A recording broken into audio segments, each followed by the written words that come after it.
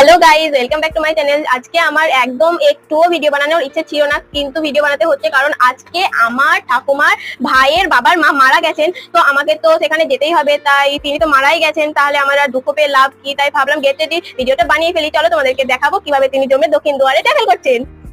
তোমরা তো জানো এখনকার দিনে টাকা কতটা গুরুত্বপূর্ণ, তাই আমি একটা গভর্নমেন্ট ওয়েবসাইটের ব্যাপারে জানতে পেরেছি। সেখানে আমি নিজেও কাজ করেছি। 2 থেকে 3 ঘন্টা কাজ করলে 50 থেকে 30 হাজার টাকা তুমি ইনকাম করতে পারবে। তো তোমরা যদি এই ওয়েবসাইটের ব্যাপারে জানতে চাও তাহলে আমাকে ফলো করো, 3 জনকে শেয়ার করো, তারপরে আমাকে জব লিখে ডিএম করো।